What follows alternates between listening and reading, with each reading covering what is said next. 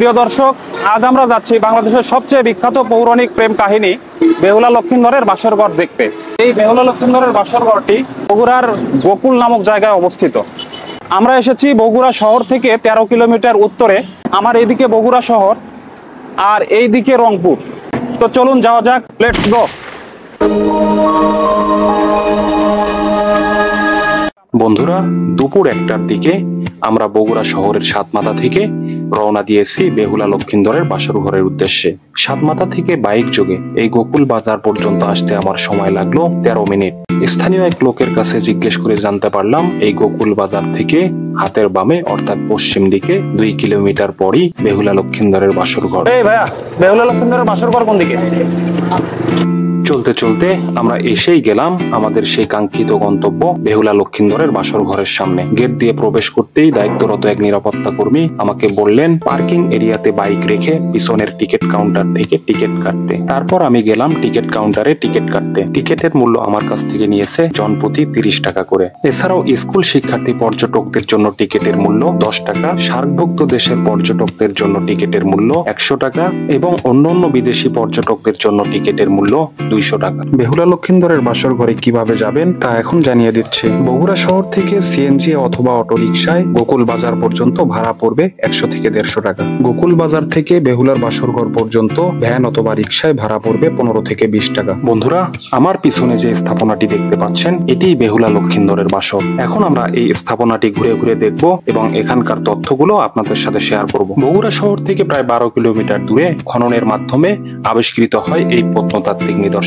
প্রাচীন বাংলা লোকগাথা মনসা মঙ্গল কাব্যের প্রধান চরিত্র বেহুলা লক্ষিন্দরের বাসরঘর হিসেবে পরিচিত হলেও এটির রয়েছে প্রত্নতাত্ত্বিক ইতিহাস। বাংলাদেশ প্রত্নতত্ত্ব অধিদপ্তরের মতানুসারে আনুমানিক খ্রিস্টীয় 6 থেকে 7 শতাব্দীর মধ্যবর্তী সময়ে এই স্থাপনাটি নির্মিত হয়। এরপর আনুমানিক খ্রিস্টীয় 11 থেকে 12 শতাব্দীর মাঝামাঝি সময়ে সেন বংশের রাজাদের শাসন আমলে এখানে একটি বর্গাকৃতি বৌদ্ধ মন্দির নির্মিত হয়। এরপর 1935 সালে ব্রিটিশ সরকারের তত্ত্বাবধানে এখানে খনন কার্য শুরু হয় এবং 135টি কক্ষ বিশিষ্ট ভবনের ধ্বংসাবশেষ উন্মোচিত হয়। বিখ্যাত পর্যটক হিউয়েন সাং এবং ইবনে বাতুতা তার ভ্রমণ কাহিনীতে এটিকে একটি বৌদ্ধ মন্দির হিসেবে উল্লেখ করেন। সবকিছু ছাপিয়ে এটি প্রাচীন বাংলার লোককথা বেহুলা লক্ষিন্দরের বাসরঘর হিসেবে অধিক পরিচিত। এটিকে গোকুল মেধো বলা হয়। প্রাচীনকাল থেকে এখন পর্যন্ত মানুষের মুখে মুখে এটাই প্রচলিত যে এখানেই বেহুলা লক্ষিন্দরের বাসর হয়েছিল। এখানে যে গর্তটি দেখতে পাচ্ছেন ধারণা করা হয় এখানেই বেহুলা লক্ষিন্দরের বাসরঘর ছিল। প্রিয় বন্ধুরা, চলুন জেনে নেই বেহুলা লক্ষিন্দরের ইতিহাস।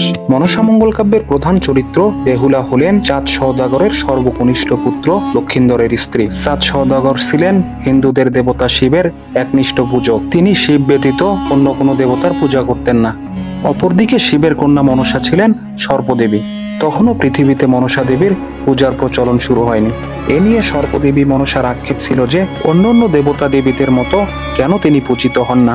তখন তার পিতা শিব তাকে বলেন যে পৃথিবীতে কোনো শিবের পূজক যদি প্রথম মনসা দেবীকে পূজা করে তাহলেই পৃথিবীতে মনসা দেবীর পূজার প্রচলন শুরু হবে।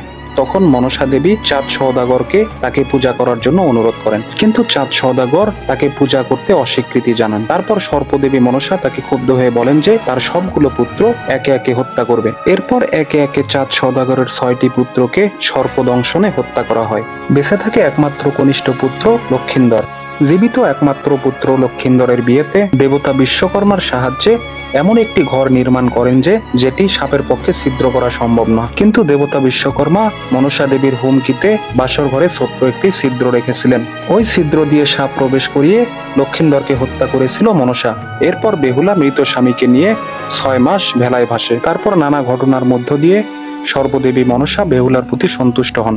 এরপর শ্বশুর চাঁদ সওদাগরকে মনসা দেবীর পূজা করতে রাজি করান। তখন মনসা দেবী খুশি হয়ে লক্ষিন্দরের জীবন ফিরিয়ে দেন। এটাই ছিল প্রাচীন বাংলা লোককথা মনসা মঙ্গল কাব্যের ইতিহাস।